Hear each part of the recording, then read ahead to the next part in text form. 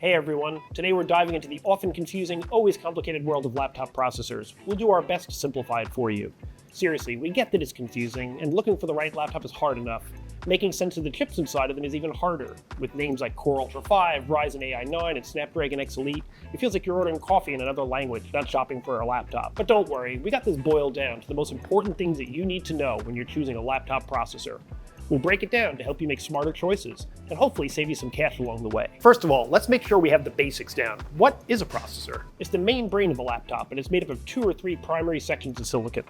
The CPU portion contains the cores, which do most of the heavy lifting work for you. And then there's the integrated graphics portion, which renders images on screen and accelerates games and video playback. It can also boost certain tasks like video editing. The last section is the NPU, or Neural Processing Unit, which is used for local AI processing. NPUs are a new thing, and most new laptop CPUs have one. First up, the biggest overall question around laptops and their processors is the architecture they run on, and which one is right for you. At the simplest level, the architecture is the underlying design language that your processor is based on and how it speaks to the software and operating system you want to run. The 2 main processor architectures in laptops today are x86 and ARM. x86 is the classic one, developed by Intel in the late 70s, and now used in both Intel and AMD in most mainstream laptops. It's super common and compatible with almost every piece of software on Windows and Linux. ARM, on the other hand, is huge on mobile devices like smartphones, but less common in laptops. Apple made ARM laptops much more mainstream when it introduced its Apple Silicon chips in 2020, starting with the M1 family. Now, all MacBooks use ARM-based processors. ARM is also used in Qualcomm's Snapdragon X series, which started to show up in laptops in 2024. You also see ARM architecture in some low-cost Chromebooks and chips from MediaTek. ARM chips existed in a few machines before that, mostly Surface models from Microsoft, but only with Snapdragon X and Apple's M-series silicon has ARM really gained momentum in laptops. Even now though, among Windows machines, it's in a very distant second place to x86. One of the reasons for that is that software compatibility can be a mixed bag on ARM-based Windows systems. If your favorite programs aren't optimized for ARM, they'll run through emulation. In Windows 11, that emulation is now called Prism, and that can slow things down. But ARM compatibility is much better now than it was a few years ago. ARM does have its advantages. ARM laptops sometimes offer longer battery life than x86 equivalents, and some of these employ quieter fanless designs, as well as fast built-in AI accelerators. So ARM is a real option if you're using the right apps.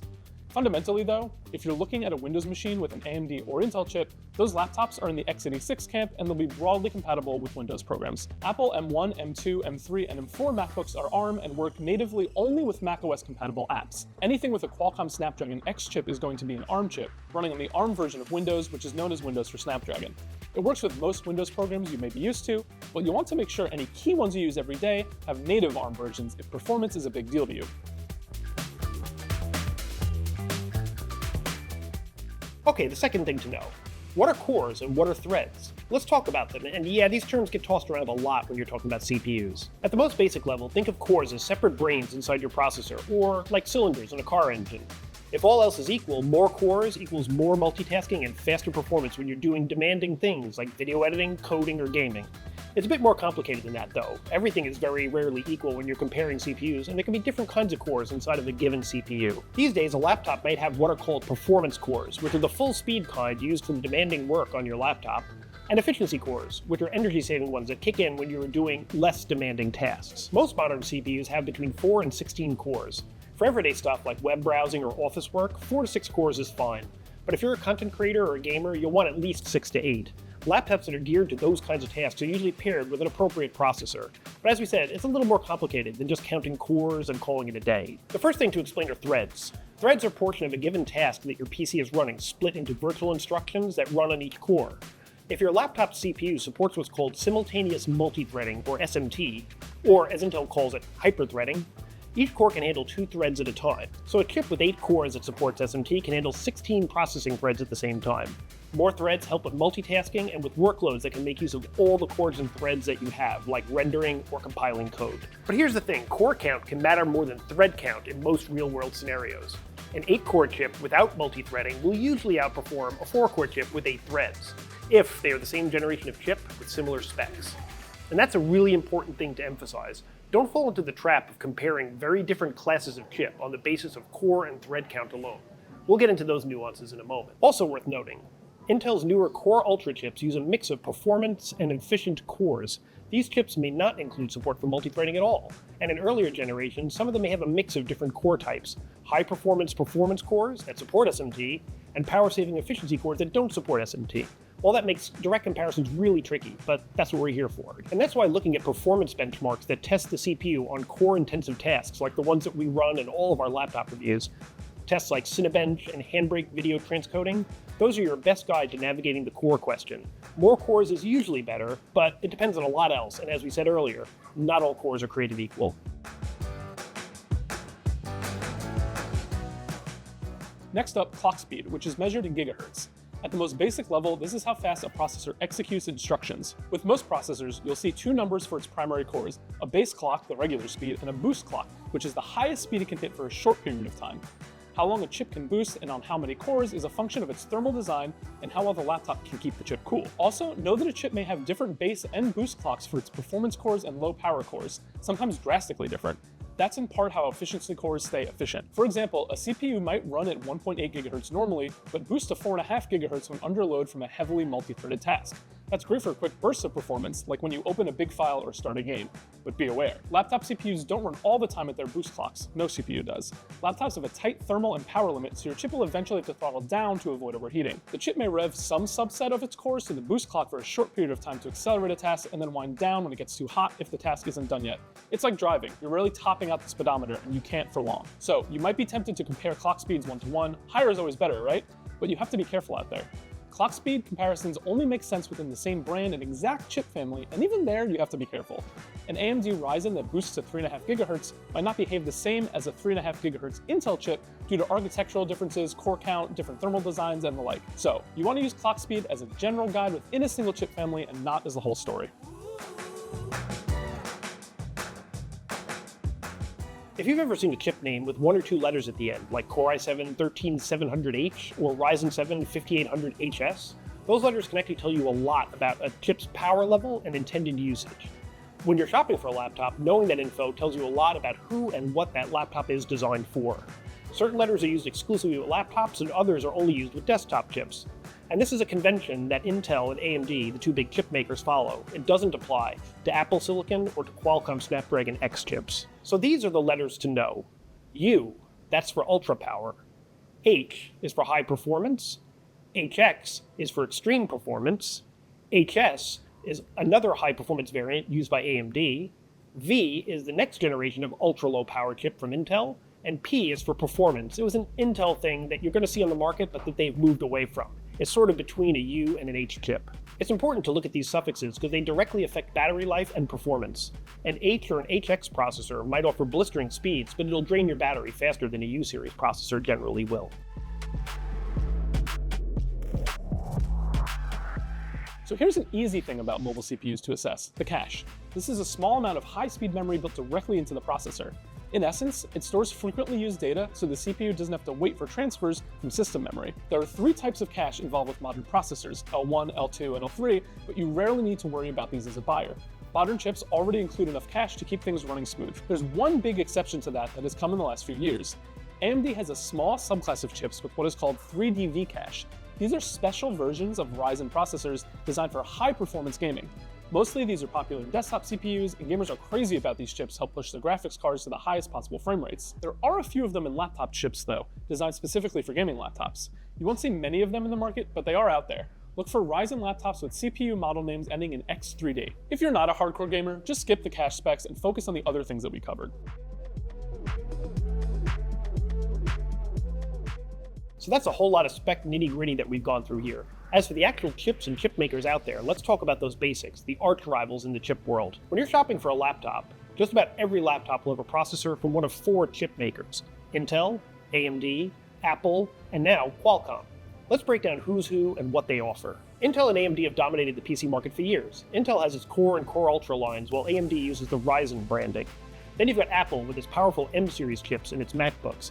Those are known as M1, M2, M3, and M4. And Qualcomm has been shaking things up with Snapdragon X processors, which started showing up in ARM-based Windows 11 laptops in 2024. Intel's been around for ages, and they've traditionally been the dominant go-to chip maker for laptops. Their chips have historically been numbered with level identifiers: 3, 5, 7, and 9, like Core i3, Core i5, Core i7, and Core i9. which roughly correspond to how powerful they are within a given family. Higher numbers are better.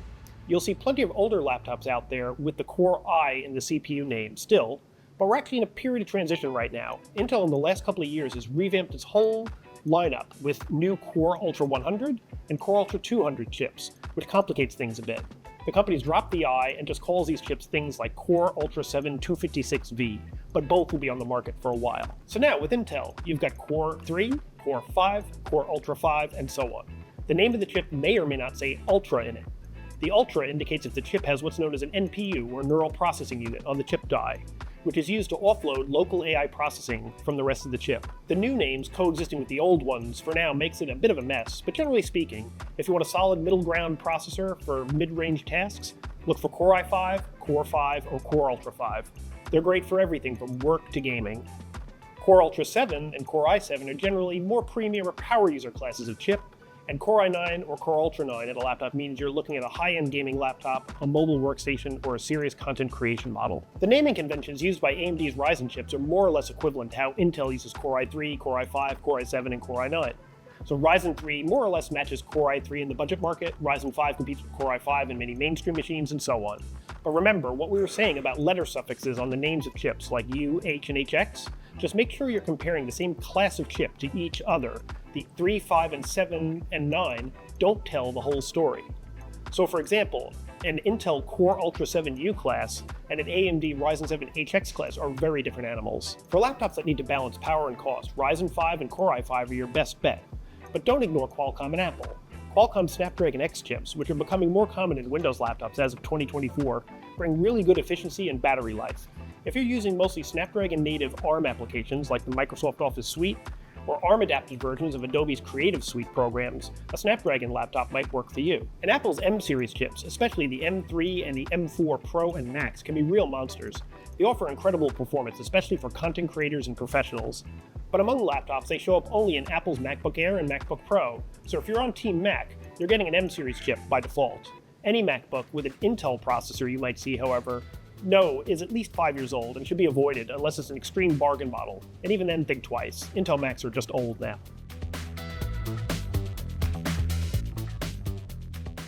Now let's talk about generations and code names. If you're shopping for a laptop and you see something like Intel Core i7 13700K, which is a chip that is now a few years old, you might wonder what those numbers really mean. Well, Intel used to classify their processors very clearly with historical generations that go way, way back. So the 13th gen core chips, like the Core i7 13700HX, would be part of that generation, and the number 13 is your clue. But Intel has recently ditched the long-running generation count with its Core Ultra lineup and rebooted it. It's confusing for consumers who aren't following the blow-by-blow of tech news closely. Right now, there's a Core 100 and a Core 200 series, which represents Intel's first two laptop chip generations after Intel rebooted its names and numbers after the 14th gen. AMD also expresses generations in the names of its Ryzen chips. For example, the Ryzen 9 8945HS is an 8th generation Ryzen 9 chip. Until very recently, you could actually decipher the historical generations and more from the various parts of the Ryzen chip name. But AMD also revised how it names its recent chips. Take a look at this graphic. Let's take one of AMD's Ryzen AI 9 chips as an example for this new naming scheme. The AMD Ryzen AI 9 HX370 is made up of the brand name first, and then the 9 and the HX meaning the power level, and then the last part of the name is 370, which represents the generation in the 3, and the model number 70 is the specific SKU of the processor. To make matters a bit more tricky, oftentimes the chip makers don't refer to their upcoming chip names by model numbers, but code names they use during development. You might see code names like Lunar Lake for Intel's Core Ultra 200V series. Intel tends to use the names of lakes lately for its CPUs. Strix Point for AMD's Ryzen AI 300 series, and Orion for Qualcomm's first generation Snapdragon X-Class mobile ARM chips. You won't usually see those codenames in a laptop box, but they help tech reviewers and enthusiasts keep track of which chips came out when, and sometimes online retailers use them too. So what is an integrated graphics processor? An integrated graphics processor, or IGP, is the part of the CPU that puts a picture on the screen, essentially. It's basically the equivalent of a graphics card, but built into your CPU. Now, for most users, especially those who don't need a dedicated graphics card, the integrated graphics on their CPU should be more than enough to do what they need to do. Intel's Iris Xe graphics, for example, can handle everyday tasks and even some light gaming. But if you're into gaming or creative work, integrated graphics can be a bit limiting. Luckily, companies like AMD and Intel have really upped their game in terms of their integrated graphics. AMD's Radeon graphics have gotten a lot better over the years, and Intel's Iris Xe is a pretty big step forward. It can even handle some modern games at lower settings. And Apple's M-series graphics, especially on the M3 and M4, are quite robust. Even Qualcomm, with its new Snapdragon X Elite CPUs, has an Adreno GPU on board that's pretty good for what it is, and especially considering this is a first generation of chip. It's a standout for light gaming and content creation, but game compatibility can be a little bit of an issue for Qualcomm chips. You'll want to check what games are available to work with those processors. If you're serious about gaming, x86 under Intel and AMD are the way to go. And then there's Apple's M-series. The integrated GPUs on the M2 through M4 chips are impressive, and if you get one of the upgraded Max or Pro models, you can get many more GPU cores for GPU-accelerated tasks like video editing and rendering. You'll want to take a look at the core count for those chips and see if you need to spend the extra money to opt for one of those. But even the base M2, M3, M4 chips are pretty robust.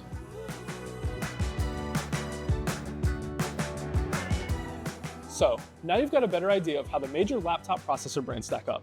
When choosing, focus on your needs. Intel and AMD dominate for versatility, Apple's unbeatable for content creators, and Qualcomm offers amazing efficiency and battery life. Let's take a look at some of the top chips that we recommend by chipmaker. For Intel, starting with the high performance and content creation chips, we like the Core Ultra 9 285HX. Outside of the Core Ultra brand, the Core i9 14900HX and the Core i7 14700HX will also be found in high performance gaming laptops. Moving on to mainstream Intel chips, we like the Core Ultra 7 256V, a Lunar Lake chip which will get you maximum efficiency, a mix of battery life and performance. If you're looking for efficiency, but maybe you're on a tighter budget, the Core Ultra 7 255U and the Core Ultra 5 255U are probably the processors you want. As for AMD, at the high end, we like the Ryzen AI9 HX370. For both Intel and AMD, it's about the HX suffix at that high performance tier. For the mainstream chips, we like the Ryzen AI 5 340, or for prioritizing battery life even more, the Ryzen 5 8440U. If you're entertaining a Qualcomm Snapdragon chip, you're going to want X Elite on the top end, X Plus for that mainstream performance, and X for the budget option. Last but not least, Apple's M-series. They make it really straightforward. M with no suffix is the mainstream chip, the Pro, a little more power, and the Max, you know who you are if you need a Max. That's for demanding content creators who want the most power they can get at the laptop. Our general advice, remember to consider processor generations, power ratings, and how much performance you really need. Don't get caught up in brand loyalty, choose a chip that works best for you. Thank you so much for watching. If this helped you at all, don't forget to like and subscribe, and check out the full piece on PCMag.com for all the details.